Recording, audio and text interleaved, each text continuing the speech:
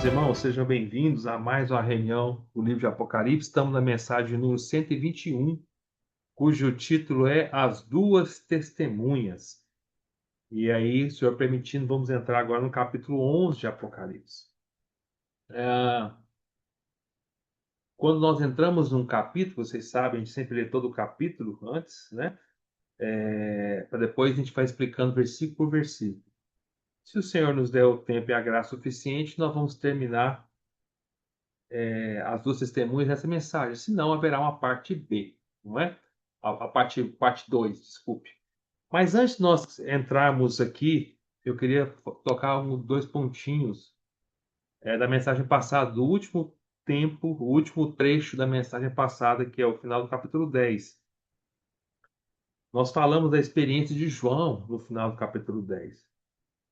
Ou seja, tudo aquilo que João ele ouviu da parte do Senhor, antes dele profetizar, ele tinha que digerir aquilo, ele tinha que ser constituído com aquilo.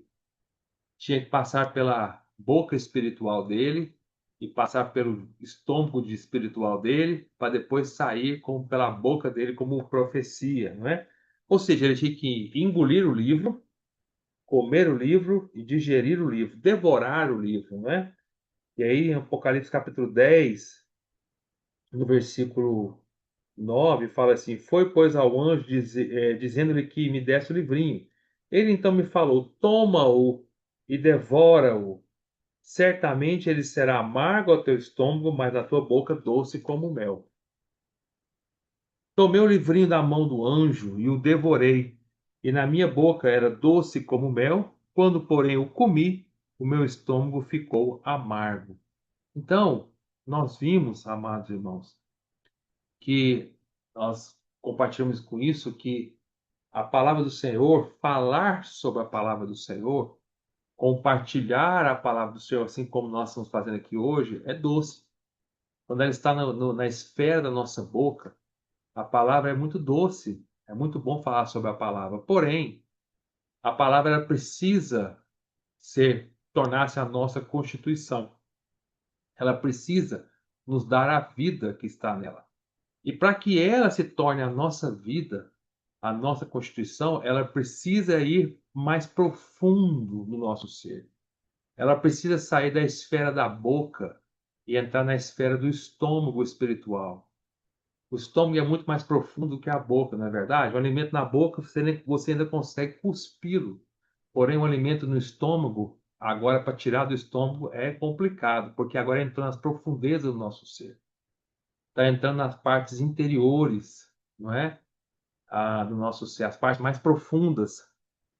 É aquilo que Paulo fala da parte mais interior do nosso ser, não é? Nós falamos muito sobre isso na época de Filipenses, né? Falando essa questão do verbo grego, das partes interiores, lembram disso? Que correspondiam. Antigamente, os judeus acreditavam que o coração ele estava no estômago. Nós sabemos que o coração está no tórax, mas antigamente eles achavam que o coração estava no estômago. Então eles confundiam até o coração físico com o coração espiritual. Por isso ele falava da parte interiores, né? Eu esqueci o termo grego, esplentomai, alguma coisa assim, né? Então, o que eu quero dizer é que o ponto que eu quero enfatizar é que a palavra precisa sair da superficialidade do somente falar sobre ela e precisa penetrar nas profundezas do nosso ser, do nosso coração. É isso que eu quero tocar aqui, não é? Ela precisa entrar nas profundezas do nosso ser. Ah, e para isso, quando ela entra na parte mais profunda do nosso ser, isso é amargo. Isso causa a experiência do sofrimento, a experiência de ter experiências profundas com o Senhor, não é? Então, é amargo nesse momento, mas nós vimos que aquilo que é amargo, são as experiências de sofrimento, são as experiências que nós passamos de sofrimento, É justamente isso que faz com que nós absorvemos mais as coisas de Deus. Nós sejamos pessoas que têm constituição celestial.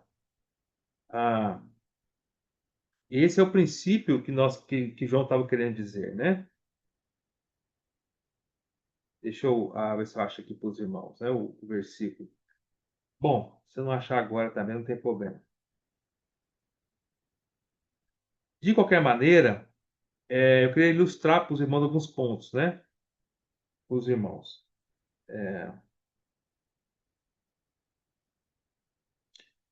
Queria ler para os irmãos, por exemplo, algumas experiências, né? A questão das coisas amargas, são elas que as amargas são as experiências, né? São as experiências no nosso estômago. São elas que nos fazem ser constituídos com a palavra. Então, por exemplo, Êxodo, capítulo 12, vamos ler lá, irmãos? Êxodo 12, no versículo 8, aqui em Êxodo 12, o Senhor está instituindo para o povo de Israel a Páscoa. Então você se recorda muito bem dessa história, todos nós conhecemos, não é? Eles tinham que pegar um cordeiro perfeito, sem defeito, examinado durante 4 dias, não é? E depois eles eram sacrificados, esse cordeiro, o sangue é passado nos umbrais das portas, e os israelitas tinham que depois comer o cordeiro assado. E aí no versículo 8 fala assim: naquela noite, o Senhor determinou para eles, né? Êxodo 12, 8. Naquela noite comerão a carne assada no fogo, com pães asmos e ervas amargas a comerão. Por que que eles tinham que comer com ervas amargas? Porque as ervas amargas é que ajudariam eles a digerirem melhor o cordeiro. Então, aqui, simbolicamente, aqui é um símbolo, né? Que Cristo é nosso Cordeiro Pascual. Lá em 1 Coríntios, capítulo 5, Paulo fala que Cristo é o nosso Cordeiro Pascual. Nós comemos com pães asmos, da sinceridade da verdade, né? Então, 1 Coríntios, capítulo 5, Paulo fala assim, por exemplo. Quer ver? Eu ler para os irmãos. Sei que os irmãos também conhecem esse trecho, mas vou ler para os irmãos, né? Ele fala assim, no versículo 7, lançai fora, 1 Coríntios capítulo 5, versículo 7, lançai fora o velho fermento, para que sejais nova massa, como sois de fato, sem fermento. Pois também Cristo, nosso Cordeiro Pascual, foi imolado. Por isso celebramos a festa, não com o velho fermento, não com o fermento da maldade, da malícia, e sim com os asmos da sinceridade e da verdade. Então, ou seja, quando nós hoje comemos Cristo, a nossa experiência, na boca é muito doce, não é? Cristo na nossa boca é muito doce. Mas quando ele penetra nas profundezas do nosso ser, começa a mexer com a nossa estrutura, como tem um cântico aí, né? No mundo cristão, né? Mexe com a minha estrutura, não é? Quando ele começa a mexer com a nossa estrutura, quando ele começa a penetrar nas profundezas do nosso ser, mexendo com todo o nosso ser interiormente, o Senhor, nesse momento, é, ele é mais absorvido quando nós comemos junto com as ervas amargas. Ervas amargas simbolizam as experiências de dificuldade e sofrimento. São amargas. Isso faz com que nós absorvemos mais do Senhor. Verifica a sua experiência para você ver diante do Senhor. Né? Uma coisa é quando você ganha o Senhor em doutrina, né? Um entendimento. Puxa, eu ganhei o Senhor, eu entendi essa verdade da Bíblia.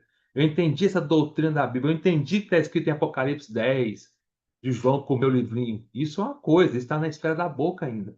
Porém, o ciclo da palavra é penetrar no nosso ser. Quando entra no nosso ser, é por meio do sofrimento, da experiência de ervas amargas.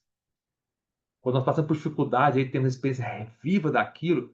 Irmão, aí aquilo que nós aprendemos vira o nosso ser. Nunca mais nós vamos esquecer. Não é uma questão mais do que eu aprendi com a mente, é uma questão que eu vivi na dificuldade. Aquilo torna-se tão real, tão, tão palpável, que passa a ser a nossa vida. Passou pelo estômago que quebrou aquilo, e aquela quebrou aqui, espiritualmente falando, quebrou em partículas menores, né, que é isso que a digestão faz, e passou a fazer parte do nosso ser, aí absorvido, e aí é parte da minha pele, do meu ser, não é? Tem outro exemplo maravilhoso, que eu acho muito rico, Ruth capítulo 1, vamos ler lá para os irmãos verem. O livro de Ruth. Abram, por favor, no livro de Ruth.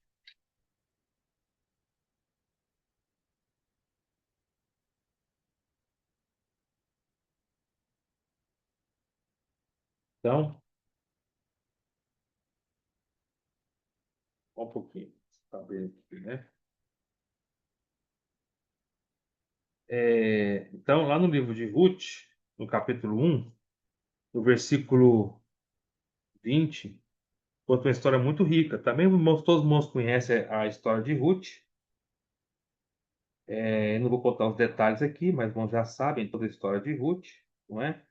E aí, no capítulo 1, do versículo 20, fala assim, ó, né? Lê para os irmãos. Porém, ela quem? Né? Noemi, né? Ela lhes dizia: Não me chames Noemi, chamai-me Mara, porque grande amargura me tem dado o Todo-Poderoso. Ditosa eu parti, porém o Senhor me fez voltar pobre, porque pois me chamareis Noemi, visto que o Senhor se manifestou contra mim e o Todo-Poderoso me tem afligido? Assim voltou Noemi da terra de Moabe com Ruth, sua nora, a Moabita, e chegaram a Belém no princípio da cega da cevada. Então, vocês sabem a história, né? Eu contando rapidamente. Noemi, ela era judia e ela casou-se com Moabitas, né? Com Moabita, perdão, né? Com um do povo dos Moabes, né? E aí ela teve dois filhos da terra de Moab, casou-se com duas noras e aí o seu marido morreu, os seus filhos morreram e ficou ela e as duas noras, né? Ela era judia, as duas noras eram moabitas. E aí então ela decidiu, já que ela não tinha mais ninguém do povo dela, ela decidiu voltar para a terra de Israel. Foi quando Ruth, uma das noras, ficou em Moabe, mas Ruth decide voltar junto com Noemi, não abandona Noemi e volta. E vocês sabem o que aconteceu, o resultado de tudo isso, né? O resultado é que Ruth casa-se com Boaz, e de Boaz, lá na frente, vai vir o rei Davi. Então, Boaz era um símbolo de Cristo, não é? E Ruth passa a entrar para dentro da genealogia do Senhor Jesus. Então, irmãos, assim, vamos entender um pouco essa história rapidamente aqui. Se não houvesse, se o Senhor, porque Ruth, ela fala de uma maneira, ela está aqui, claro, a Ruth não, Noemi, né? Ela está aqui muito desgostosa, chateada, porque ela passou por um período de muito sofrimento. Imagina, perde o marido, perde os dois filhos. É uma situação realmente que ela se sente que o Senhor até se voltou contra ela, né? Olha como é que ela fala no versículo 20. Porém, ela lhe dizia: Não me chames Noemi. Por que ela quis dizer isso, não me chames Noemi? É porque a palavra Noemi quer dizer minha delícia. É rico isso, né? A Bíblia é perfeita, né? O nome Noemi quer dizer minha delícia. Noemi, quando tu estava bem, quando tinha o seu marido, tinha os seus dois filhos, suas noras, talvez ela fosse uma mulher muito alegre, muito cheia de mel. É uma delícia o mel, não é? É doce, é uma delícia, né? É isso, é a experiência da palavra na boca. É minha delícia, é uma Noemi, né? É um mel. Porém, o que aconteceu? O Senhor, na sua permissão e sabedoria e soberania, permitiu que ela perdesse tudo, ficasse só com as suas duas noras. E aí, quando ela passou por essa experiência, ela falou assim: não me chame mais de Noemi de minha delícia, me chame de Mara. Mara quer dizer amargura, amargoso, amargo, tá? Isso é significa a palavra Mara, tá? Ou seja, ela saiu da experiência de Noemi, minha delícia, para uma experiência de Mara, amargura, amargo. E ela fala por quê? Versículo 20: porque grande amargura me tem dado o Todo-Poderoso. Então ela estava chateada, dizendo assim: puxa, o Senhor me tirou a minha delícia e me deu a amargura. Aí ela falou assim: nesse 20, ditosa eu parti, porém o Senhor me fez voltar pobre. Ela estava querendo dizer assim que agora estava voltando para a terra dela a terra, né, de Israel, pobre, sem nada, não é? Perdeu tudo. Por que, pois, me chamareis Noemi, minha delícia? Visto que o Senhor se manifestou contra mim e o Todo-Poderoso me tem afligido. Essa era a percepção dela no sofrimento. Assim voltou Naemi, minha delícia, da terra de Moabe, com Ruth sua nora, a Moabita, e chegaram a Belém no princípio da cega da cevada. Então, amados irmãos, quando nós estamos passando pelo sofrimento, nós estamos na fase da amargura, da digestão, podemos até achar, sim, como Naomi achou, que o Todo-Poderoso estava contra ela. Que o Todo-Poderoso, como ela falou aqui, né, se manifestou contra mim e me tem afligido. Nós podemos ter essa percepção equivocada do Senhor. Podemos ter a percepção que ela teve dizendo assim: puxa, estou voltando agora para a minha terra pobre. Ele me tirou tudo que eu tinha. Tirou. O que que ela tinha? Não era riqueza. E ela também não só perdeu também a riqueza também, né? Os filhos, ela perdeu riqueza também, porque ela era uma viúva agora. Quem ia sustentar ela? Perdeu tudo que ela criou a vida dela numa terra estranha, terra de Moab. Agora ele largou tudo para ir para a terra de Israel, sem nenhuma posse, sem marido, sem filhos, sem quem a sustentasse. E com uma nora ainda junto, né? Para, vamos dizer assim, para sustentar, entre aspas. Então, na percepção dela, voltou até pobre, financeiramente falando. Mas ela estava tendo a percepção de duas coisas, né? Pobre financeira e também pobre que ela perdeu tudo que ela tinha mais precioso, que era a sua família, né? Por isso ela achou que o Senhor estava indo contra ela. Mas nós sabemos o resultado de tudo isso. Em outras palavras, se não houvesse essa experiência dela perder o seu marido e os seus filhos, como Ruth ia casar-se com Boaz, como Noemi voltaria para Israel e Ruth, a sua nora, ia conhecer Boaz e que ia gerar lá na frente o rei Davi e que lá na frente ia gerar o Senhor Jesus. Como Ruth seria introduzida nas 5 mulheres que está na genealogia do Senhor Jesus, somente 5 mulheres. Como seria possível isso? Não é? Ou seja, essa experiência de amargura trouxe uma grande bênção para todos nós. Essa experiência de amargura que fez com que realmente as profecias tornassem concretas da volta da vinda do Senhor pela primeira vez. Então, onde eu quero chegar, irmãos, é que realmente, por mais que nenhum de nós gostemos, eu tão pouco gosto, mas as experiências amargas nos ajudam a digerir o cordeiro. Amém? Jesus é o Senhor, né? Todos nós temos, uma hora ou outra na vida, passado a experiência de Noemi, minha delícia, para Mara, amargosa, amargura, amargor. Todos nós temos que ir de Noemi para Mara, né? E quando vamos de Noemi para Mara, é que realmente Cristo vem na nossa vida, tá bom? Cristo pode ter origem na nossa descendência, na nossa vida. Vamos voltar agora para Apocalipse. Eu vou entrar na mensagem de hoje, né? Então vamos para Apocalipse 11, as duas testemunhas. Eu só quis terminar essa partezinha do final da mensagem passada. Então, Apocalipse 11 fala assim, vamos ler, né? Vamos ver até, irmão, quando eu digo vamos ler, nós vamos ver até o versículo 14, tá? Eu não vou ler o capítulo 11 inteiro, não. Por que não? Porque nós estamos ainda falando das duas testemunhas. As duas testemunhas é até o versículo 14. E outra coisa, irmãos, eu queria lembrar para os irmãos, cara, quando nós terminarmos essa parte, nós vamos continuar, versículo 15 em diante. Estou dizendo hoje, agora, vamos só ler até o versículo 14 de Apocalipse 11. E também quero lembrar para os irmãos que ainda nós estamos na segunda inserção do livro de Apocalipse. A primeira inserção foi entre o capítulo 6 e o capítulo 8, que é o capítulo 7. Lembra disso? Expliquei para os irmãos. Foi a primeira inserção. Primeiro parêntese, que é onde o Senhor selou os 144 mil judeus e arrebatou os vencedores. Que é uma visão que vai até a eternidade, né? Dos vencedores, depois toda a eternidade com todos os cristãos.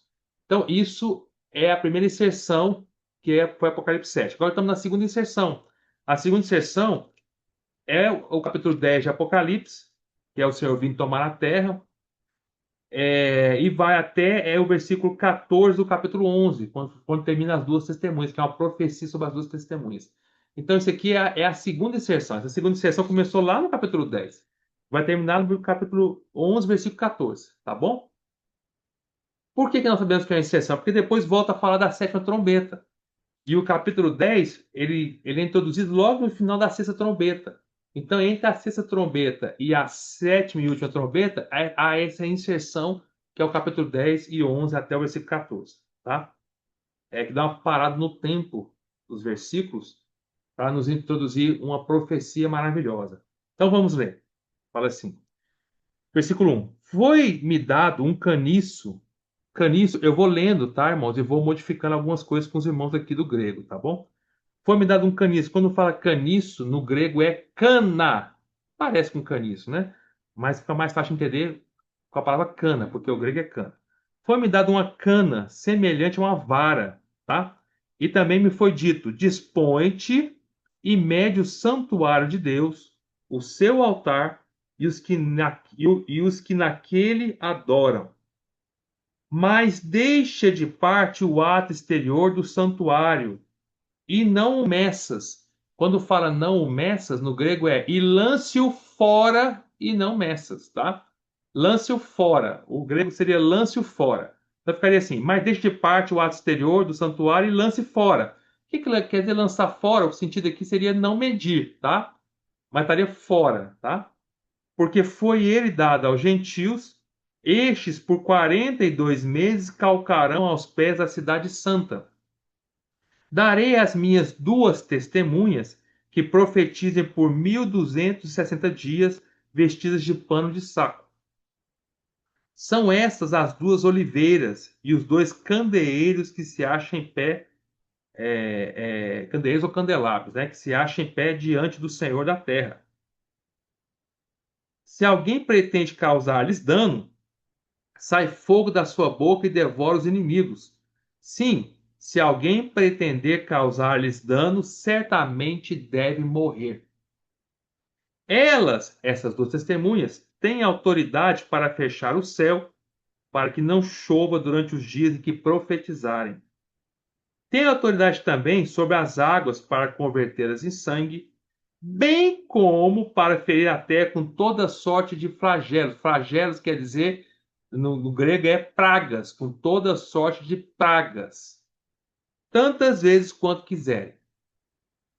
Quando tiver então concluído o testemunho que devem dar, a besta que surge do abismo pelejará contra elas e as vencerá e matará. E o seu cadáver, o cadáver dessas duas testemunhas, né, ficará estirado na praça. Na praça, literalmente, no grego, é na rua, tá? Da grande cidade que espiritualmente se chama Sodoma e Egito, onde também o seu Senhor foi crucificado. Seu Senhor quem? O Senhor das duas testemunhas, tá?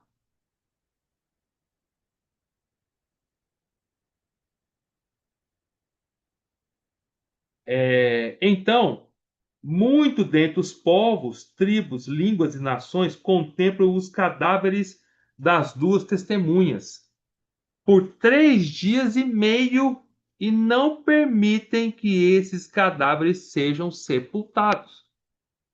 Os que habitam sobre a terra se alegram por causa deles, realizarão festas e enviarão presentes uns aos outros, porquanto esses dois profetas.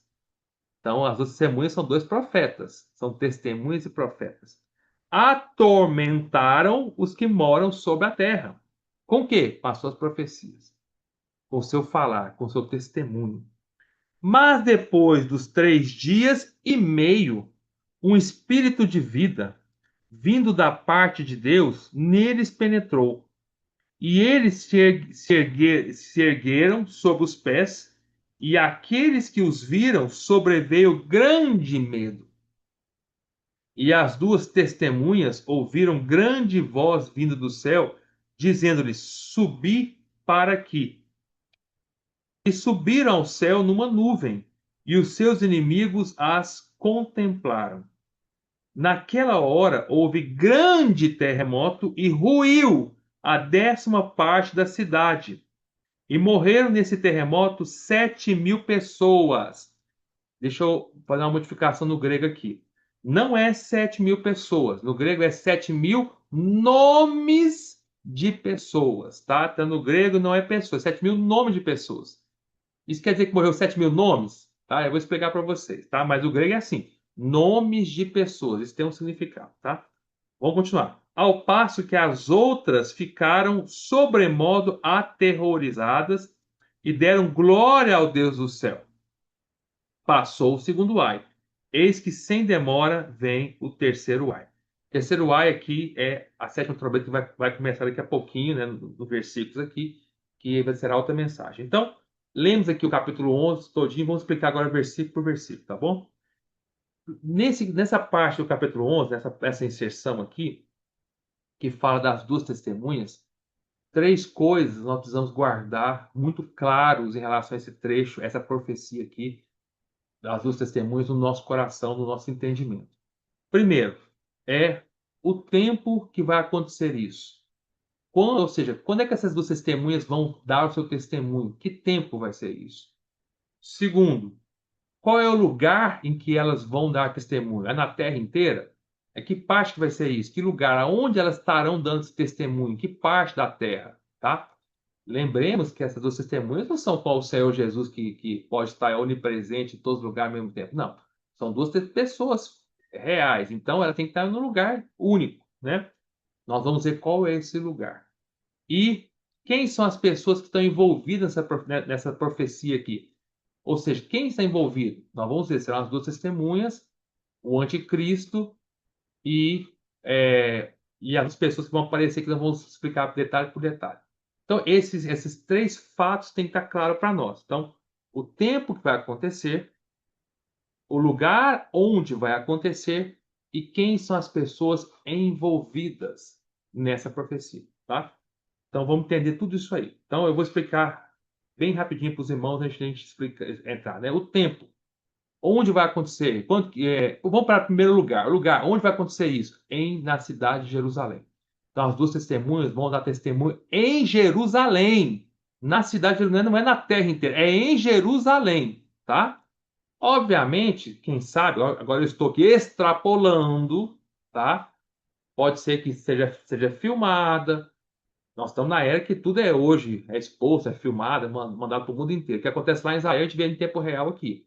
Então, elas vão estar lá, mas é claro que talvez pessoas do mundo inteiro vão ver essas testemunhas por causa da televisão da mídia. Mas aqui é uma extrapolação da minha parte. Mas isso é muito provável, certo? Acho que vocês concordam comigo. Mas o lugar que elas vão estar é em Jerusalém, física. Jerusalém lá, Israel, hoje, tá? Esse é o lugar. O tempo. Quanto tempo elas vão profetizar? Durante a grande tribulação, durante os últimos 3 anos e meio. Ou seja, a segunda metade da última semana que Daniel profetizou. Das 70 semanas. Ou seja, da última semana, né? 70ª semana, a semana 70, tá? Mas não a semana inteira, a metade, a última metade, os últimos 3 anos e meio, que é a grande tribulação. Nós vamos ver isso aqui também.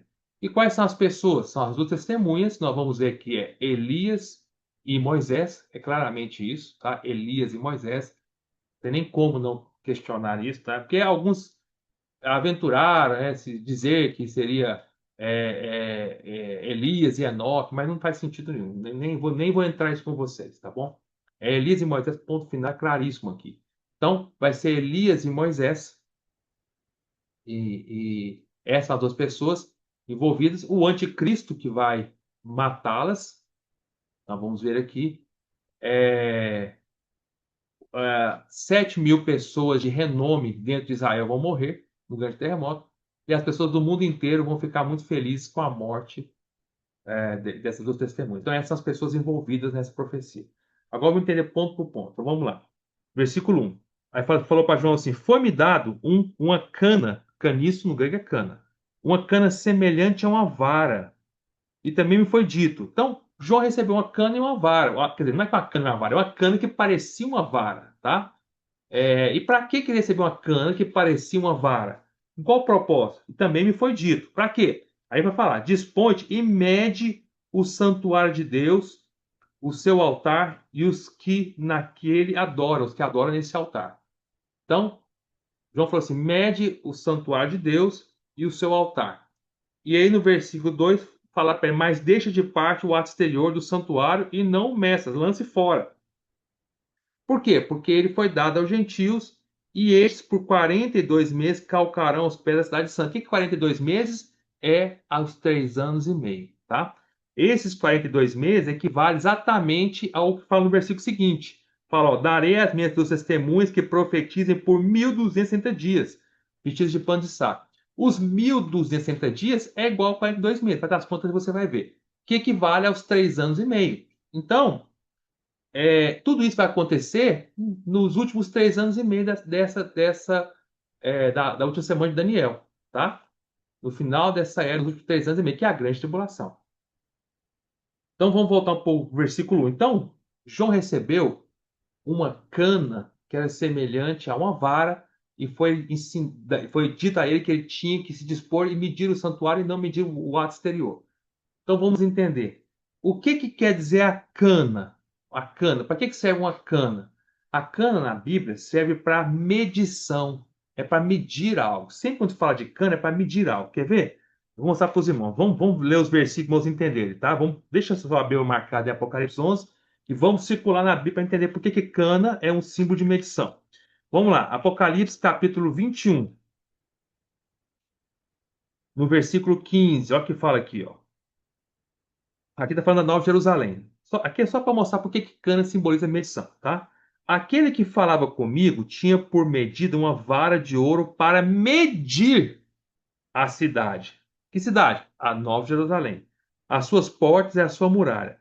Peraí, irmão Gustavo, aqui está falando vara. Você está falando que cana? Sim, é porque aqui está mal traduzido. No original grego, a palavra aqui é cana, não é vara, tá? Então, aqui no original grego é assim, ó, que deveria estar escrito. Aquele que fala comigo tinha por medida uma cana de ouro para medir a cidade e as suas portas e a sua muralha. Então, cana serve para medir, está muito claro, tá? Vamos pegar outros versículos, agora já mostrando no Novo, vou mostrar do Velho Testamento, né? Vamos lá para Ezequiel, rapidinho, irmãos. Circulem rápido comigo na Bíblia aqui.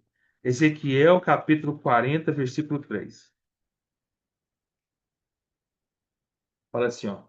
Ele me levou para lá, e eis um homem cuja aparência era como a do bronze, estava de pé na porta e tinha na mão um cordel de linha e uma cana de medir. Então, a cana é um instrumento na Bíblia usado para medir, tá bom? Olha o capítulo 42 de Ezequiel, no versículo 16 a 19, olha o que fala. Mediu o lado oriental com a cana de medir, 500 canas ao redor. Então, melhor uma caninha vai medindo. Que canas era um instrumento de medir? Ele pegava a cana e botava lá, ó, esse trechinho, depois desse trechinho, depois desse trechinho, tá? É como se fosse é uma cana mesmo, como se fosse um bambuzinho, só que hoje que valeria uma régua, né? Imagina que isso aqui fosse uma cana, né? Então ele bota a cana, daqui até aqui deu tanto. Aí pega aqui, segura aqui, bota a cana de novo aqui, vai medir mais um tanto. Entendeu? Então, bota a cana aqui, aí para aqui, marca, bota a cana de novo aqui, marca. Então, quantas canas der é uma medida, certo? Tá? Então, vamos lá. 17. Mediu o lado norte, 500 canas ao redor. Mediu também o lado sul, 500 canas. Voltou-se para o lado ocidental e mediu 500 canas, né? Então, você veja que a cana é um instrumento de medir. Ficou claro para os irmãos isso, né? Então, voltando para Apocalipse, capítulo 11. Então, João recebeu uma cana para medir. Mas lá fala que essa cana, no versículo Apocalipse 11, 1, era semelhante a uma vara. Opa, então tem alguma coisa diferente nessa cana agora. Não é uma cana só. É uma cana que parecia uma vara. O que quer dizer a vara, então? A cana nós vimos, é para medir. E a vara? A vara é para punição, disciplina, tá? Cana é para medir, vara é para punir, tá? Vamos ver onde fala que vara é para punição? Vocês conhecem muito bem provérbios, né? Todos nós, quando éramos crianças, aprendemos provérbios no coro. Foi no... Se vocês não, eu aprendi, viu? Estou tentando ensinar o João Felipe também, esse versículo aqui. Vamos lá, Provérbios capítulo 10, e é uma benção esse versículo, né? O Elisafá aprendeu muito esse versículo quando era criança. Provérbios 10, versículo 13, fala assim, ó.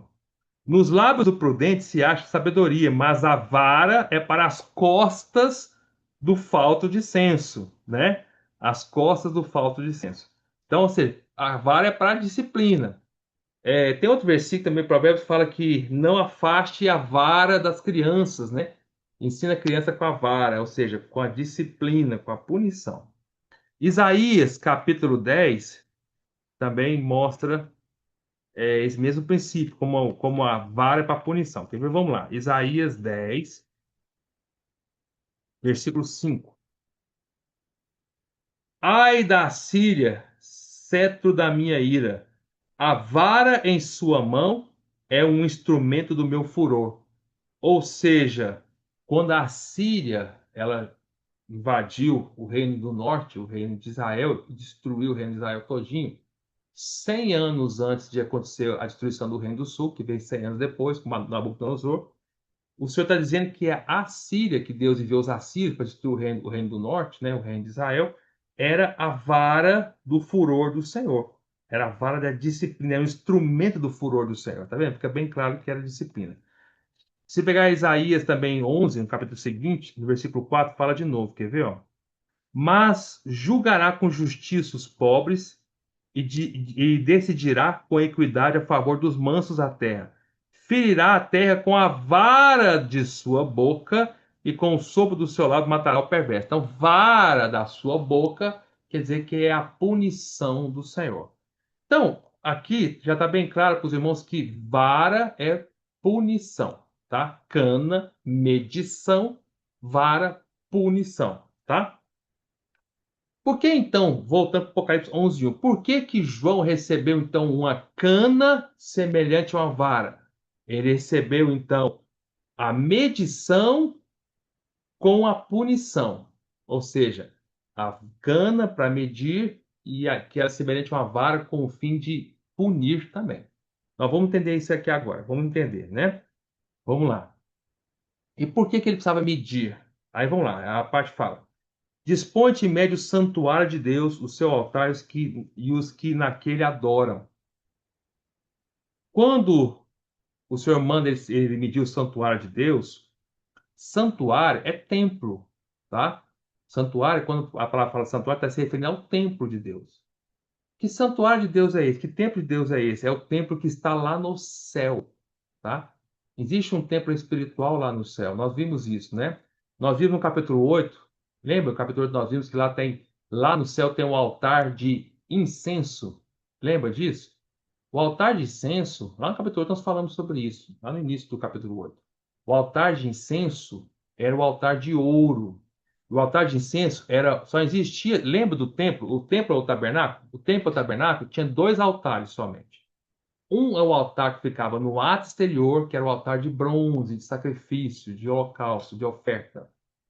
E havia um outro altar, só tinha dois, um outro altar dentro do santuário, dentro do templo, não na parte externa dele, mas dentro do templo, que ficava no santo lugar, quase do lado do Santo dos Santos, próximo da cortina que dividia o santo lugar do Santo dos Santos. Esse altar de ouro era o altar de incenso.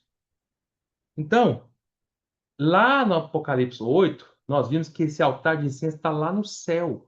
Ou seja, existe um santuário lá no céu. O templo de Deus está lá, tá?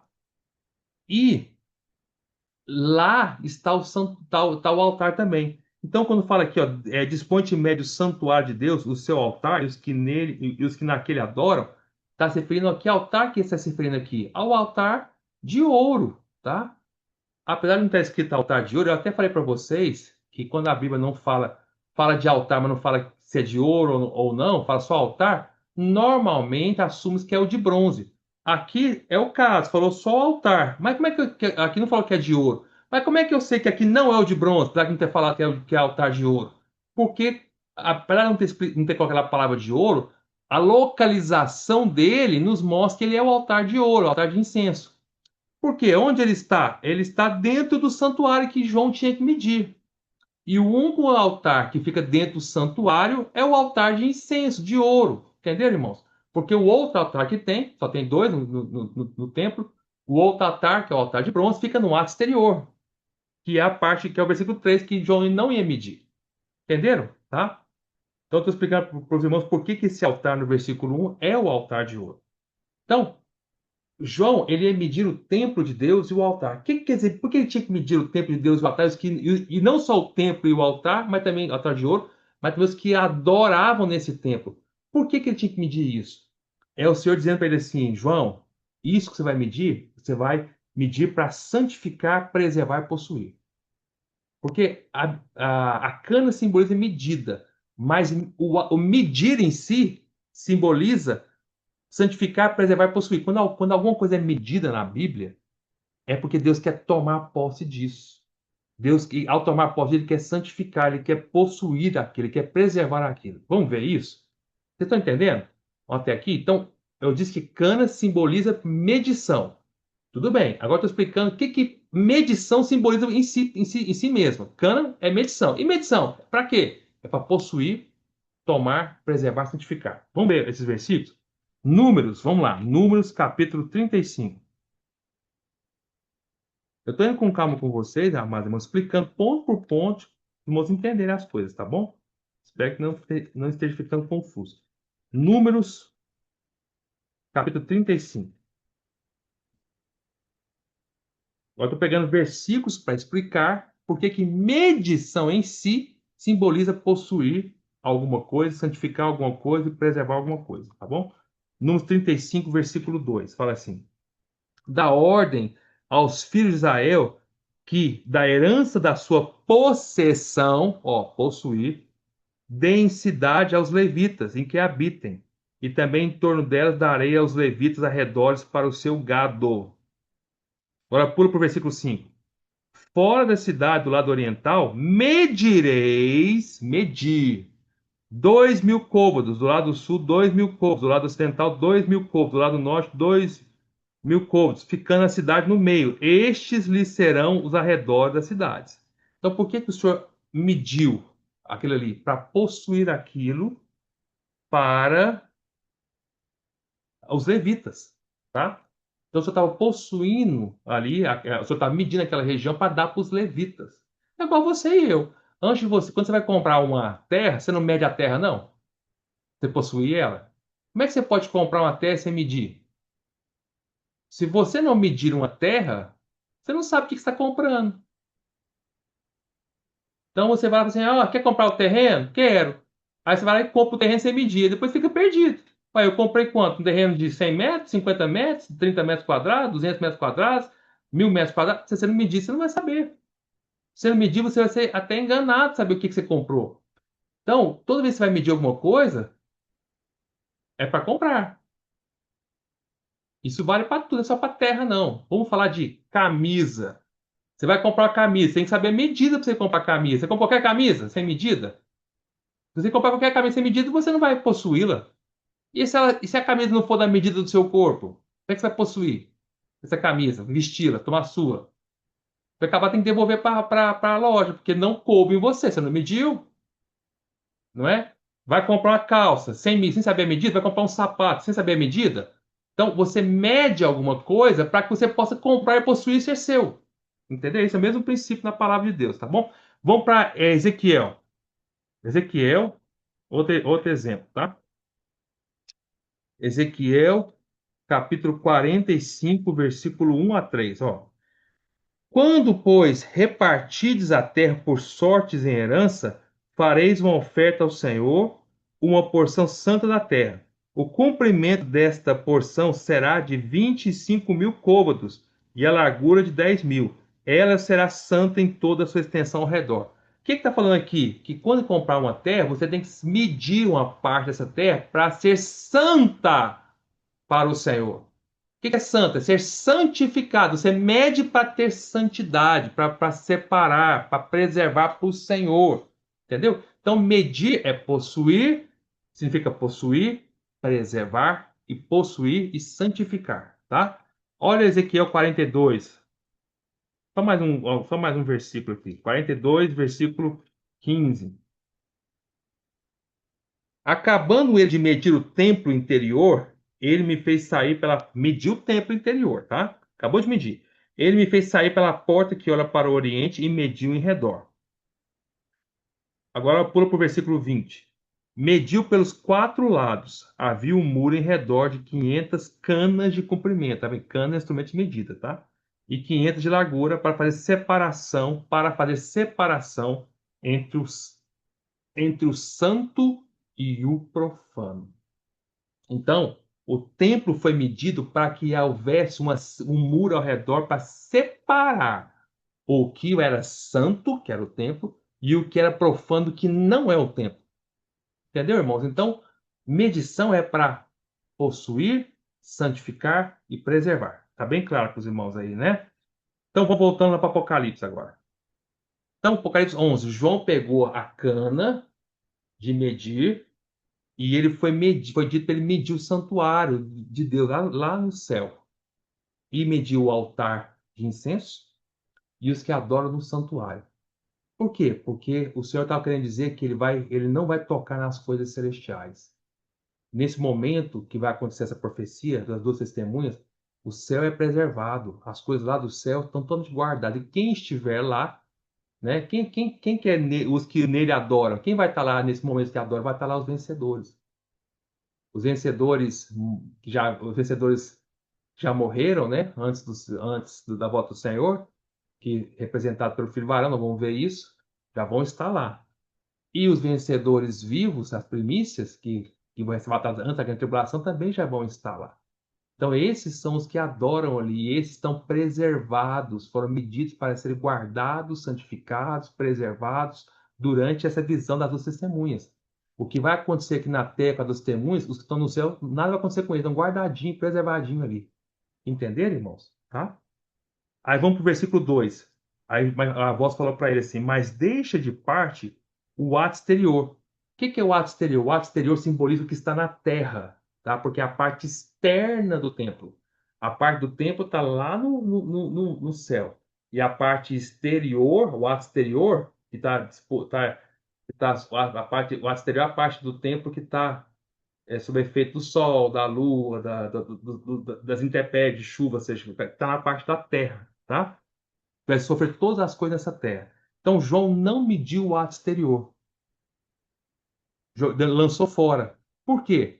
Porque o ato exterior não vai ser preservado, ou seja, que está nessa terra não vai ser preservado, não vai ser santificado e não vai ser possuído. Pelo contrário, vai receber agora o segundo significado da cana que ele recebeu. Lembra? É uma cana que parece com uma vara. A cana é para medir. Então, o Senhor vai usar a parte da cana que é medir para medir a parte celestial, guardar. E a cana parecer com a vara, porque a vara quer dizer punição. A parte de punição vai cair sobre o ato exterior. Vai punir, a vara vai ser, a cana de medir vai preservar o ato exterior, o santuário, e não vai preservar o ato exterior, vai punir o ato exterior. Vai ser a vara do Senhor que vai cair sobre o ato exterior quem estiver nessa terra. Mas em quem especialmente nas profecias está falando? Da cidade de Jerusalém, tá? Por quê? Porque nós sabemos, porque fala aqui, ó, não mestre, porque foi ele dado aos gentios. Estes, os gentios, por 42 meses, ou seja, 3 anos e meio, que é a grande tribulação, calcarão, calcar quer dizer pisar, meter o calcanhar, tá? Quando fala de calcar, é da parte do seu pé, que é o calcanhar. A parte do seu pé calcanhar é para quê? É para pisar, né não? Né não? É que eu não tô com o pé aqui, né? Mas vocês sabem, né? Daqui à frente do pé, daqui o calcanhar. O calcanhar é para quê? É para pisar, certo? Então, quando fala que calcarão os pés da cidade santa, é que os gentios, durante esses 3 anos e meio, junto com o anticristo, vai pisar, vai calcar, vai amassar a cidade santa. Por que o gentio foi dado de gentios? Porque o anticristo é gentil, não é judeu, não. Tem gente que fala, o anticristo vai ser judeu. Não. O anticristo vai vir, que é gentil, vai vir com seus exércitos e vai pisar a cidade santa. Por que que fala cidade santa e não fala Jerusalém? Claramente. Está vendo nessa profecia? Em momento nenhum cita a palavra Jerusalém clara. Sempre fala, ou durante essa profecia aqui, ou Jerusalém vai ser chamado ou de cidade santa, ou de a grande cidade, mas nunca é falado o nome dela. Por quê? Porque aqui ela já não está mais, tá cheia de coisas. É a cidade santa aos olhos do Senhor, mas está cheia de coisas malignas. Espiritualmente falando, fisicamente, Jerusalém é uma cidade importante aos olhos do Senhor, mas espiritualmente, durante a grande tribulação, Jerusalém vai estar numa situação espiritual terrível. Jerusalém, nós vamos ver, vai estar espiritualmente, como fala o versículo 8, ó, que fala, ó, pula para o versículo 8. E o seu cadáver ficará estirado na praça da grande cidade. A grande cidade é a santa cidade, ou a grande cidade é Jerusalém. Que espiritualmente, vou falar como é que vai estar a condição espiritual de Jerusalém durante a grande tribulação. Como é que vai estar? Espiritualmente se chama Sodoma. Sodoma é lugar de pecado. Jerusalém, durante a grande tribulação, vai estar totalmente lotada de pecado. Espiritualmente é como Sodoma. Por que o Senhor meteu a vara em Sodoma no Velho Testamento, jogou fogo sobre ela? Por quê? Porque ela estava cheia de pecado. Jerusalém vai estar semelhante na época da grande tribulação. Infelizmente, irmãos, se vocês olharem, em 1948, o Estado de Israel foi formado novamente. E o povo de Israel voltou, não todo, né? Muitos voltaram para Israel para formar uma nova nação novamente, em 1948. Jerusalém voltou a ser a capital de Israel. Não para outras pessoas, né? Mas para Israel é, né? Para muitos povos não é, mas para Israel é. Então, mas a maioria dos judeus que voltaram, pode ver isso aí, ou pode observar, a grande maioria dos judeus que voltaram para Israel, ainda hoje, os que vivem lá hoje, eles estão incrédulos. Voltaram em total incredulidade. Existem muitos israelenses ali que são praticantes, tudo, que ainda assim, mesmo judeus praticantes também são incrédulos, continuam crendo em Jesus, né? Mas muitos hoje, ali dentro, não querem nem saber de Deus. São judeus, mas estão ali nem sabem de Deus. Voltaram porque a sua pátria, mas não querem saber de Deus, não. Vou lhe dar um exemplo. Esse massacre que teve lá em 2023, que gerou a guerra lá na faixa de Gaza, tudo começou porque os terroristas do Hamas invadiram uma festa rave. O que é festa rave? É um trem mais maligno que tem. Mataram um monte de jovem que estava ali festejando na carne. Terrível, claro, estou falando que uma coisa justifica a outra, mas estou querendo dizer que nível que é. Ou seja, os terroristas do Hamas não invadiram foi a sinagoga e deram tiro, um monte de judeus estavam orando, não. Eles invadiram uma festa rei, estava todo mundo na carne, aprontando todas. Quem sabe até usando drogas, vai saber. Então, eu estou querendo mostrar para vocês que hoje, muitos que estão em Israel não querem nada com Deus. Tel Aviv, então, tem um monte desse jeito. Então, hoje, Jerusalém está numa situação não tão ruim assim, espiritualmente, mas naquela época, segundo o que a Bíblia nos fala aqui, durante a grande tribulação, espiritualmente Jerusalém vai estar como Sodoma. Quem está falando essa palavra não sou eu. Pecaminosa. E também fala, e Egito. Espiritualmente se chama Sodoma e Egito. Que Egito? Egito é o símbolo na Bíblia do mundo. Lembra que Egito é o símbolo do mundo? Faraó é o príncipe do Egito, que Satanás que é o príncipe do mundo? Então, quando fala que Jerusalém vai estar espiritualmente ser chamada de Sodoma, é que ela vai ter pecaminosa como Sodoma nessa época. E ela vai ser chamada espiritualmente de Egito porque ela vai estar mundana, cheia do mundo mundana como o Egito é. Por isso que a situação espiritual está tão degradada de Jerusalém nessa época da profecia que vai acontecer, nos últimos 3 anos e meio, da grande tribulação, que aqui nessa profecia não chama ela de Jerusalém. Não cita o nome dela. Mas sim fala de santa cidade ou a grande cidade. Entenderam, irmãos? Então, voltando, versículo 2, fala calcarão aos pés a cidade santa. Como é que a gente sabe que a cidade santa é Jerusalém também? Tá? Como é que você sabe disso? Vou explicar para os irmãos. Está lá em Isaías, vamos lá para vocês entenderem, tá? Isaías 52.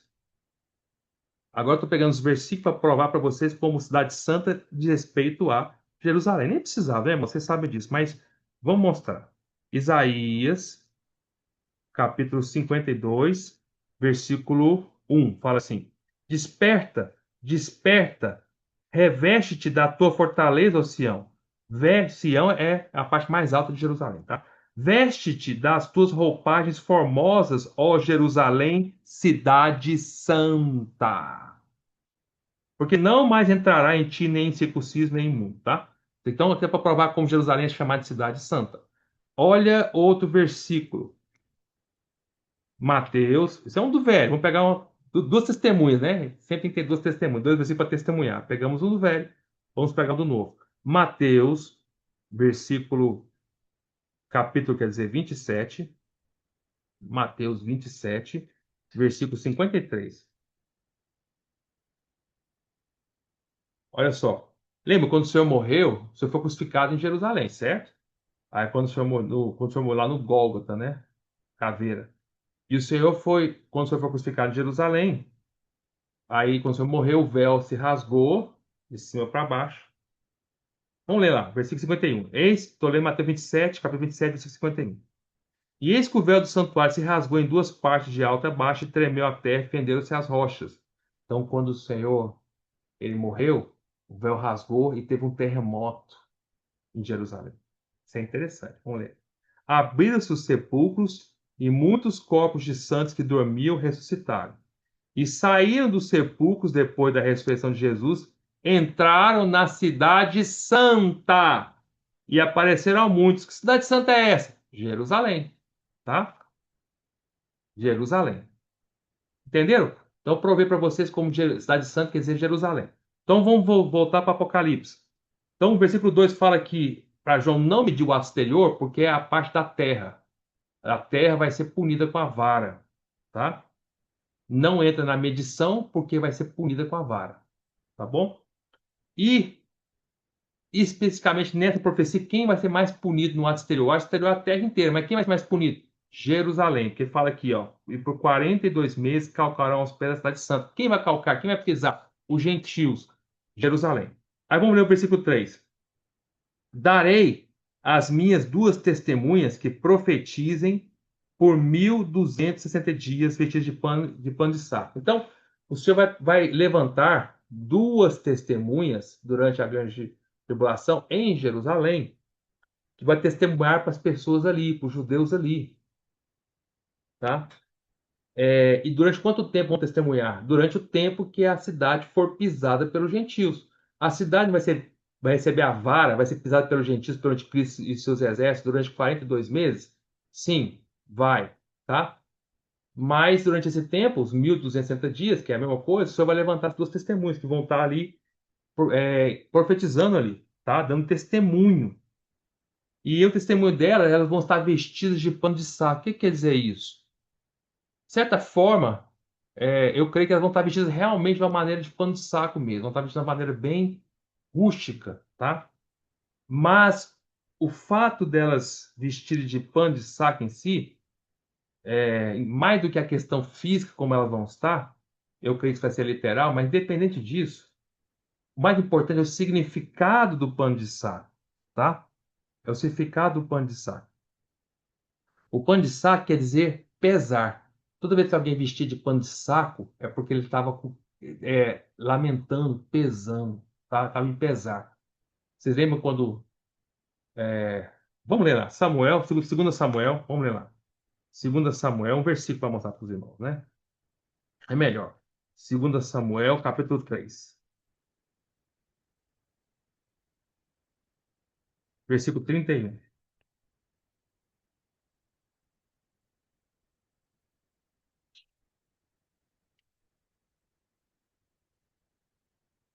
Quando Davi lamentou a morte de Abner, né? Como é que ele fez? Ó, diz, pois, Davi a Joabe e a todo o povo que com ele estava: rasgai as vossas vestes, cingi-vos de panos de saco e ide pranteando diante de Abner. E o rei Davi ia seguindo o féretro, tá? Então, toda vez que havia um prantear, vestia de pano de saco, né? Assim também quando Davi ele teve um adultério com Batseba e ela engravidou, né? E aí a primeira criança morreu. Mas Davi, enquanto a criança estava doente, né, nasceu doente, Davi vestiu de pano de saco, lamentando, né? E aí quando a criança morreu, aí ele mudou, né? Então, o ponto é que o pano de saco é um significado de estar lamentando, tá? Alguém que está lamentando.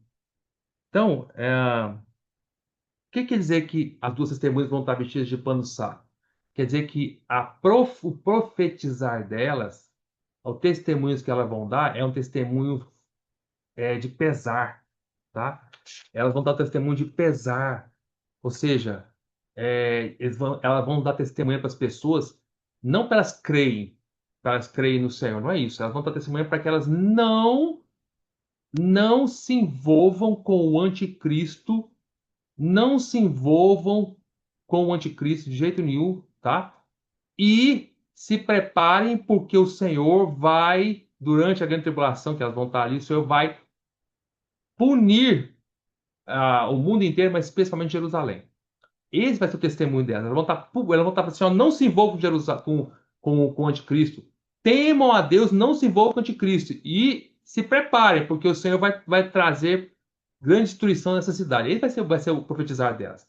Como profetizar delas é um profetizar que atormentam as pessoas do mundo, por isso que fala aqui, ó, no versículo 10, ó, os que habitam sobre a terra se alegraram por causa deles. Quando eles morreram, eles ficaram felizes, as pessoas da terra ficaram felizes. Ah, morreu! Por que eles ficaram felizes com a morte dos testemunhas? Porque as duas testemunhas, elas atormentavam eles com profetizar. Quer ver? Ó? Porquanto esses dois profetas, final do versículo 10, atormentaram os que moram sobre a terra. Atormentaram os que moram sobre a terra. Então é um profetizar, é uma testemunha de pano de saco, de pesar. Entenderam, irmãos? Tá? Elas vão estar ali para encorajar os judeus a não adorarem o anticristo e também vão estar avisando: olha, vai ter punição. E quem tentar matá-las, vocês vão ver, né? Elas têm poder até para matar a pessoa. Nós não podemos fazer isso. Né? Você prega o evangelho hoje, a pessoa não aceita, você vai matar ela. A gente não pode fazer isso. Mas eles poderão fazer isso. Essas duas testemunhas terão esse poder. Quem tentar matá-las vai morrer. A não ser o anticristo, que no final o Senhor vai permitir que as duas morram, no final, que o anticristo mate as duas. Tá? É a permissão de Deus para que o Senhor ressuscite as duas e todo mundo observe elas sendo ressuscitadas e ascendendo ao céu. Tá bom? Então vamos continuar, para vocês entenderem. Eu parei no versículo 3. Vamos para o 4. Quem são essas duas testemunhas? Agora vai explicar quem são essas duas testemunhas, tá? É... Porque vocês sabem, né, irmão? Durante a grande tribulação, antes eu continuar aqui, explicar um negócio. Durante a grande tribulação, vocês sabem onde Cristo vai perseguir os judeus. Lembre-se como que Daniel fala? Daniel fala que na última semana, nos últimos 7 anos desta era, né? Nos primeiros 3 anos e meio, o anticristo vai fazer uma aliança com o povo de Israel. Com todos? Não, mas com muitos, né? E vai trazer paz. Vai permitir que o povo de Israel volte a reconstruir o templo, tá? Ele volte a reconstruir o templo, vai permitir que os israelenses voltem a praticar sacrifícios, tudo aquilo, todos os rituais, voltem a seguir literalmente o que está no Velho Testamento. Só que quando chega no final dos primeiros 3 anos e meio, a besta, né, ela morre, e aí sai o espírito de Nero, nós vamos ver sobre isso lá do abismo, entra na besta, e aí ela se transforma e vira o anticristo. Aí começa a grande tribulação. Aí ele vira outra pessoa. Aí ele começa a perseguir os judeus, perseguir tudo aquilo que fala de Deus, perseguir os cristãos que estiverem nessa terra e ficarem, e começa a trazer uma grande tribulação no mundo inteiro. E começa a atacar Israel.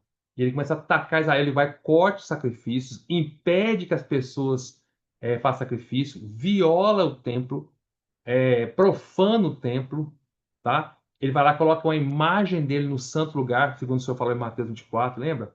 O senhor falou isso? Faz as pessoas adorarem a imagem dele. Então ele faz o gato-sapato de Jerusalém durante 42 anos. Oh, perdão, 42 meses. Durante 42 meses, durante 3 anos e meio, ele faz, ou 1.260 dias, ele faz gato-sapato de Jerusalém, tá? Quer ver os versículos? Vamos ver o que ele vai fazer, só para os irmãos entenderem, né? É, vamos lá para. Só para mostrar para os irmãos.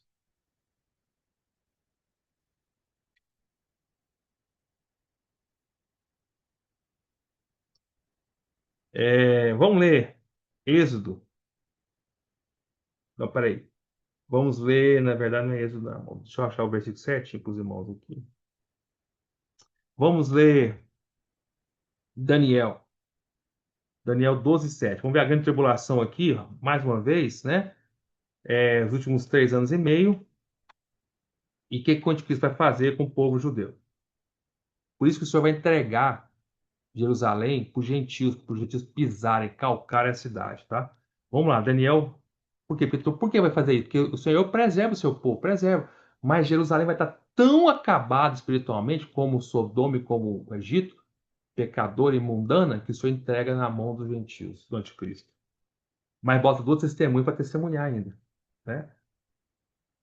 Vamos lá, rapidinho, irmãos. Daniel capítulo 12. Daniel 12, versículo 7.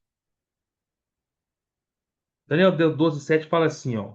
Ouvi o homem vestido de linho que estava sobre as águas do rio, quando levantou a mão direita e a esquerda ao céu e jurou por aquele que vive eternamente que isso seria depois de um tempo, 2 tempos e metade de um tempo.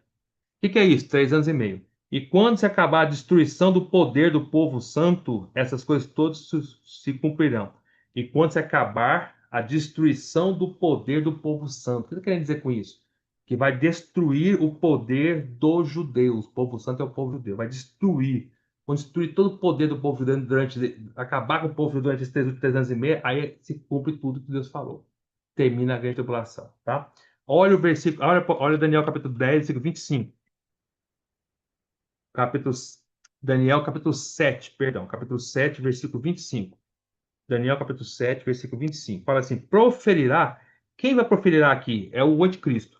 Proferirá palavras contra o Altíssimo, magoará magoar vai insistindo, insistindo, insistindo, insistindo. Os santos do Altíssimo, quem é os santos do Altíssimo? São os judeus. E cuidará em mudar os tempos e a lei. Ele vai mudar, nos últimos 3 anos e meio, o anticristo muda nos primeiros 3 anos e meio, ele permite que os judeus voltem a praticar a lei, os tempos, mas depois dos 3 anos e meio, ele quebra, ele acaba, ele muda as leis, os tempos e a lei. Ele faz com que o povo judeu não mais adore, tá? E persegue o povo judeu. E os santos lhes serão entregues nas mãos. Olha aí, os judeus. Quem são os santos? Os judeus. Serão entregues nas mãos. Na mão de quem? Do anticristo. Esses 42 meses, nós estamos falando em Apocalipse 11. Por um tempo, 2 tempos e metade de um tempo. Durante quanto tempo os judeus, os santos, vão estar na mão do anticristo? 3 anos e meio, ó. Por um tempo, 2 tempos e metade de um tempo. 3 anos, 3 anos e meio. Um tempo, 2 tempos e metade de um tempo. Então o Senhor vai permitir que o anticristo magoe os santos. Quando fala santos aqui, está se referindo ao contexto de Daniel, os judeus, aos santos do Altíssimo, e vai entregar eles nas mãos do anticristo durante 3 anos e meio, tá? Olha o capítulo 9, Daniel, versículo 27. Ele, ele, ele aqui é o anticristo. Fará firme aliança com muitos. Muitos quem? Judeus. Por uma semana, por 7 anos. Na metade da semana, na segunda metade da semana, né? Quando quebra a semana, na metade da semana, ou seja, depois dos primeiros 3 anos e meio, nos segundos 3 anos e meio, o que ele faz? Ele muda. Ele vira, ele muda tudo, ó. Fará cessar o sacrifício, ele para. Faz aliança com os judeus, permite que eles façam sacrifício e oferta, depois ele muda tudo. Ele, essas últimos 3 anos e meio é os 42 meses ou os 1.060 dias que Jerusalém vai ser punida pelos gentios, né? Pro anticristo. Aí ele muda, cessa o sacrifício e a oferta de manjares, e sob as asas das abominações, ele vai vir rápido, com algo abominável, botar a imagem dele ali, né? Virar o assolador, que é o anticristo. Até que a destruição que está determinada se derrame sobre ele. Que até que no final da grande tribulação, dos 300 mil, o Senhor vem com seus vencedores e destrói o anticristo. Destrói ele no final, tá? Derrama sobre ele, tá? Que faça derrame sobre ele, porque o Senhor vem de cima para baixo, lembra? É interessante, a Bíblia é muito perfeita, irmãos. Olha o que fala aqui, ó. Até que a destruição que está determinada se derramará por cima, ó. Se derrame sobre, lá embaixo dele. É sobre ele, o anticristo. Por que se derrame? Porque em Apocalipse 19 o Senhor vem do alto, desce com os vencedores, com a noiva dele, né? Com a noiva que ele acabou de casar nas bodas do Cordeiro, ele vem por cima e pisa no anticristo. Lembra a experiência do lagar da era de Deus? Lagar é o lugar onde você coloca as uvas. Aí o Senhor vem, vai estar todo o anticristo e seus exércitos em volta de Jerusalém, no Vale do Cedron. Aí o Senhor vem por cima e pisa nele até sair a uva, sair o suco da uva, sair o sangue deles, que vai até o nível do freio dos cavalos. Por isso que fala, derramará sobre ele, o Senhor vai vir por cima dele. É interessantíssimo, é muito perfeito, né, irmãos? Agora, olha, vamos lá para o Apocalipse. Vamos para Daniel 7. Volta a Daniel 7 agora. Versículo 21.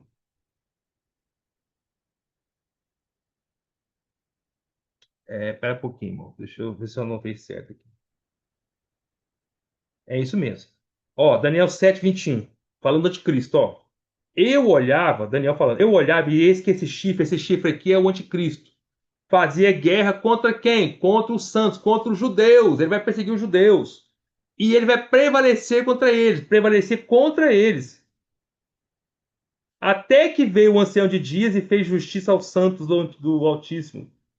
Ou seja, até que Deus fez justiça através de Cristo. Tá? Então, vocês entenderam? Entenderam, irmãos, o que ele vai fazer? Olha no capítulo 8, Daniel, versículo 11. Daniel 8, 11 e 12 está falando também do anticristo. Ó.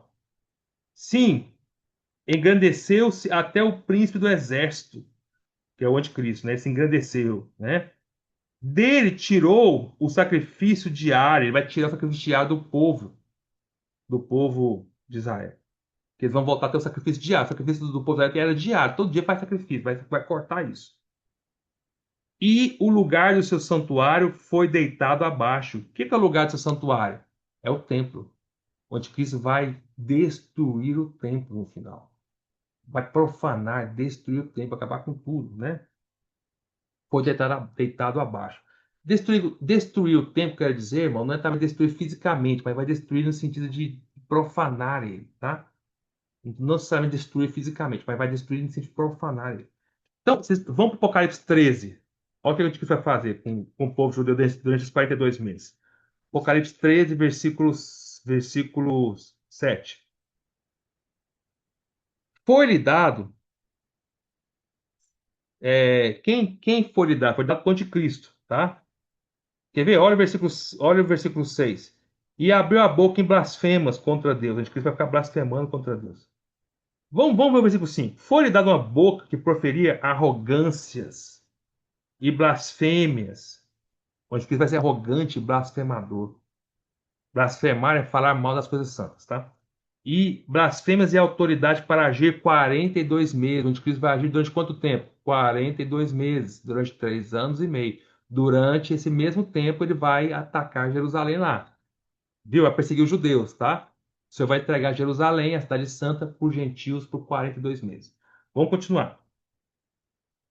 E abriu a boca em blasfêmias contra Deus, para lhe difamar o nome e difamar o tabernáculo e saber os que habitam no céu, tá?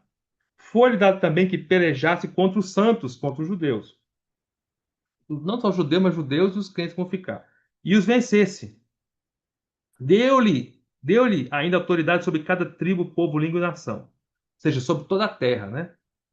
E adorarão todos que habitam sobre a terra.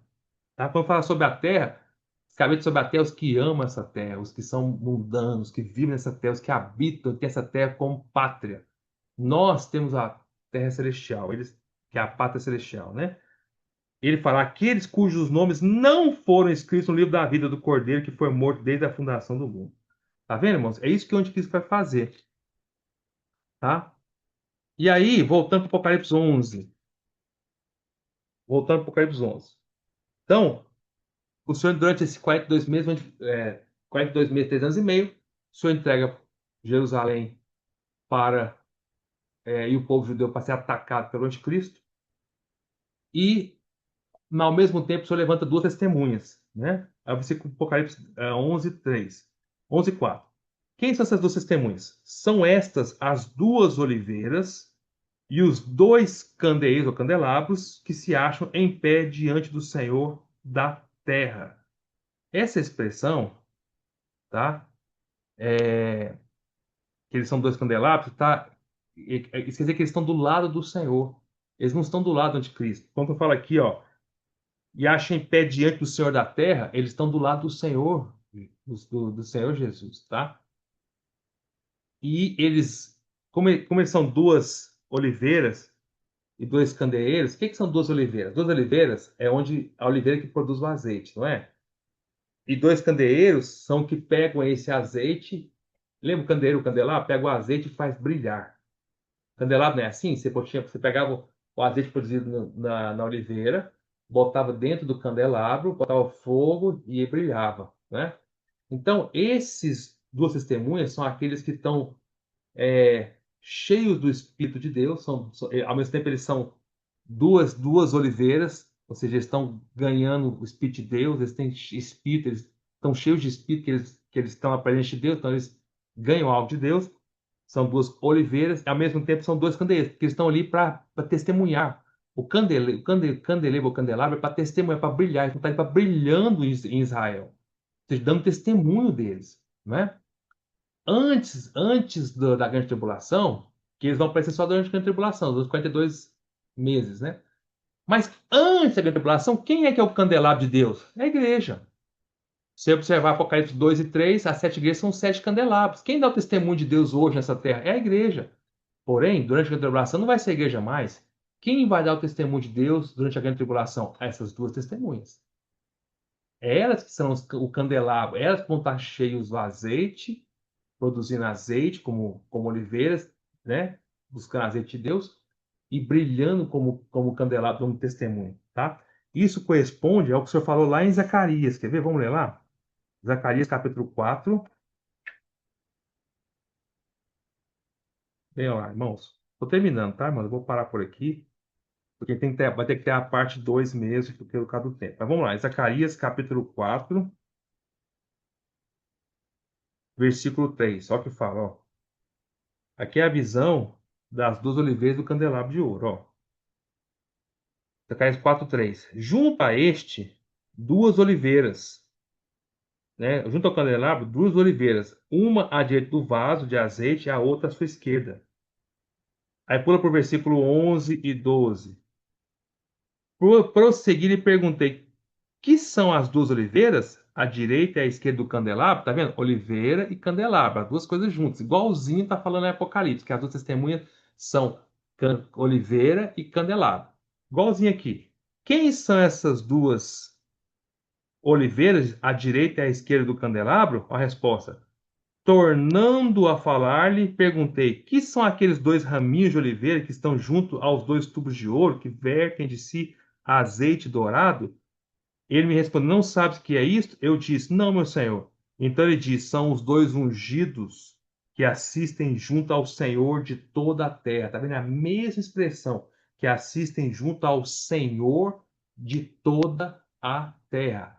Assiste junto ao Senhor de toda a terra. Agora vai para o Apocalipse, versículo 11, capítulo 11, versículo 4.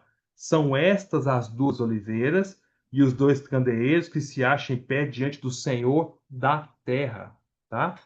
Então, essas duas testemunhas vão estar cheias de espírito, como produzindo espírito, vamos dizer assim, né? Que eles ganham de Deus, que é uma oliveira que produz o azeite, e vão estar brilhando esse azeite como testemunho, que é um candelabro, porque estão diante do Senhor. Tá bom? Entenderam esse ponto aqui, irmãos? Tá? Aí, versículo 5. Se alguém pretende causar-lhes dano, se alguém tentar matar essas duas testemunhas, sai fogo da sua boca e devora os inimigos. Eles vão ter esse poder, tá? Sim, se alguém pretender causar-lhes dano, certamente deve morrer. Então, o Senhor não vai permitir que elas sejam mortas até o tempo delas se findar. No final da grande tribulação, aí sim o Senhor vai permitir que o anticristo mate as duas testemunhas. Mas até chegar lá ao final, quem tentar matá-las é morto na hora, porque elas vão ter um poder que nós não temos. Hoje, eu pregar o evangelho, como eu falei, não podemos matar ninguém, né? Graças a Deus. Mas elas terão esse poder, tá bom? Aí continua. Elas têm, o que elas vão fazer? Elas têm autoridade. Tá falando, ó, elas têm autoridade para fechar o céu e para que não chova durante os dias em que profetizarem. Vamos entender isso. Então, são duas testemunhas. Uma delas vai ter autoridade. Quer dizer, as duas têm o mesmo poder, né? Mas aqui tá explicando direitinho quem são elas, ó. Uma delas tem autoridade para fechar o céu para que não chova durante os dias em que profetizarem, certo? Então, é, quem é que tem esse poder de fechar os céus para que não chova durante os dias que profetizarem? Quem é que tem esse poder? Quem é que fez isso na Bíblia? Elias. Elias foi aquele que fechou o céu e quanto tempo que ele orou para que não chovesse, fechasse o céu e o tempo que ele orou não choveu, tá? Vocês lembram disso? Não sei se vocês se recordam disso. Eu vou mostrar para vocês onde está isso, tá? Tá lá em Segunda Reis. Vamos ler lá? Segunda Reis, no capítulo 1, versículo 10.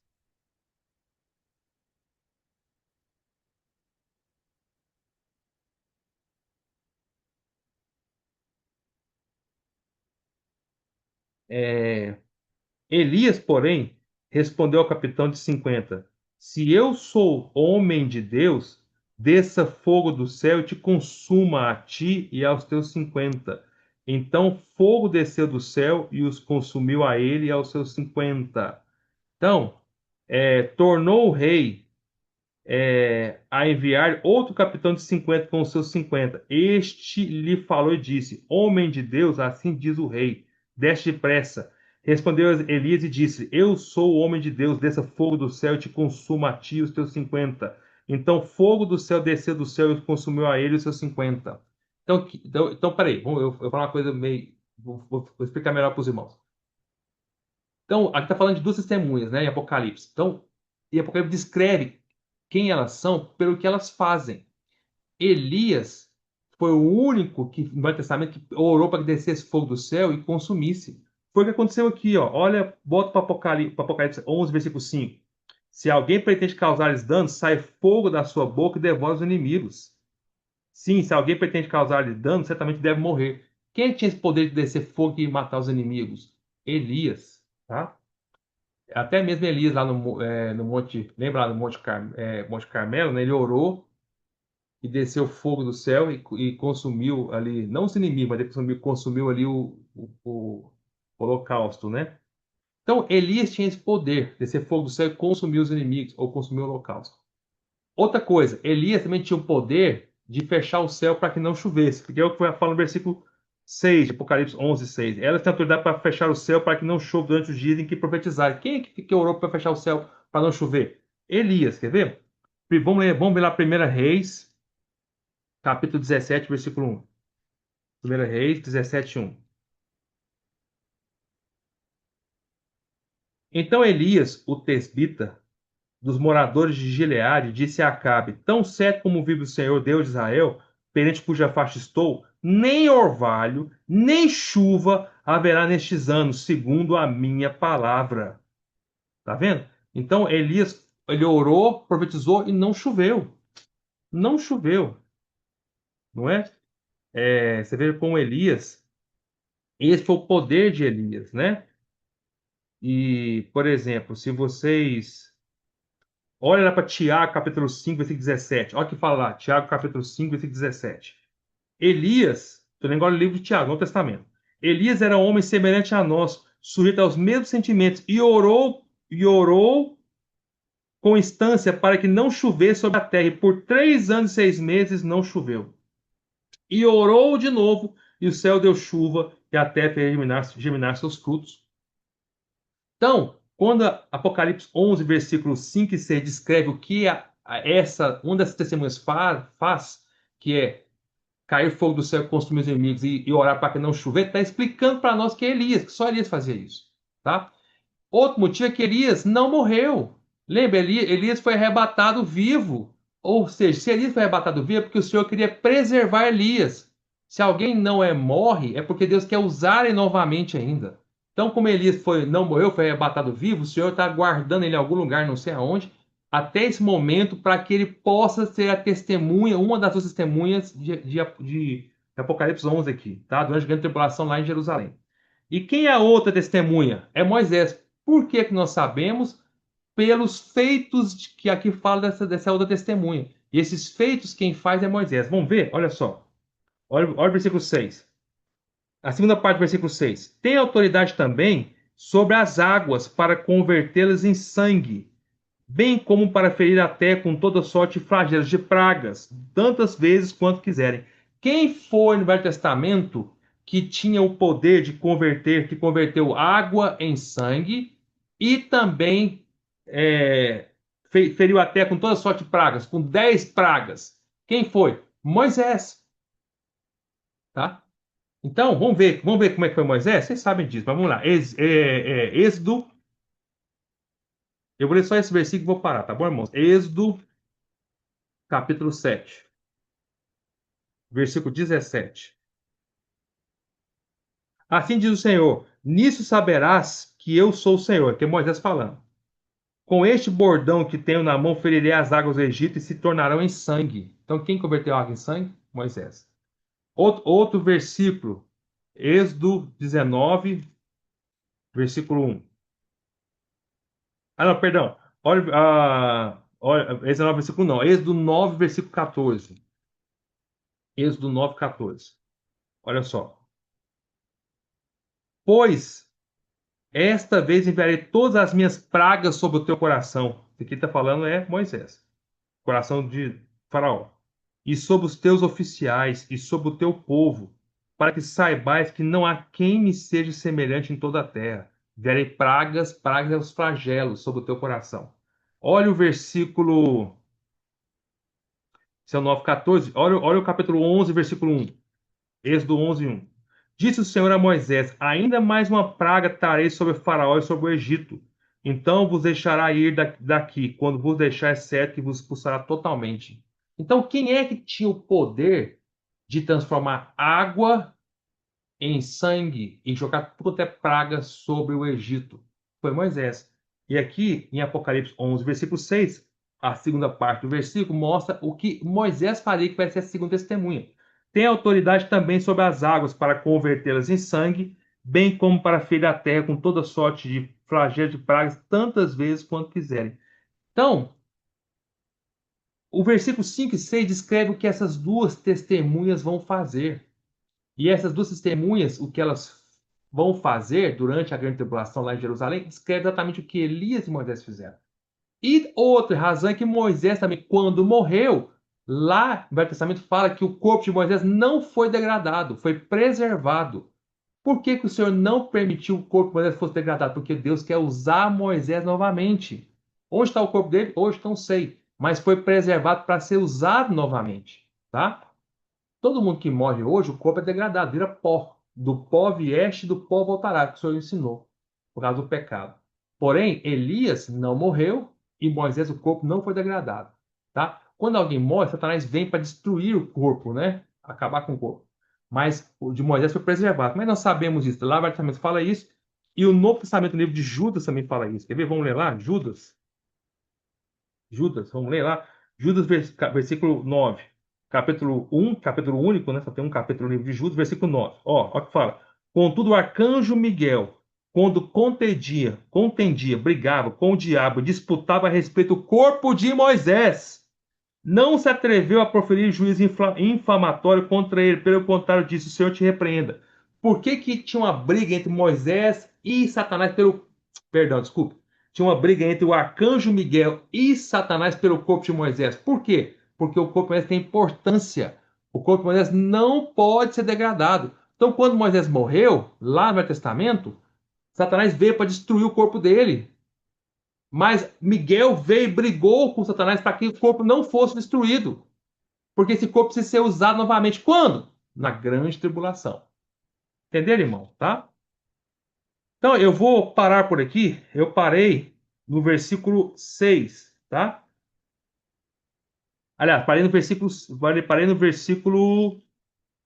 6, isso mesmo, tá? Semana que vem eu vou fazer a parte B dessa mensagem. Nós vamos explicar do versículo 7 em diante, tá bom? Jesus é o Senhor.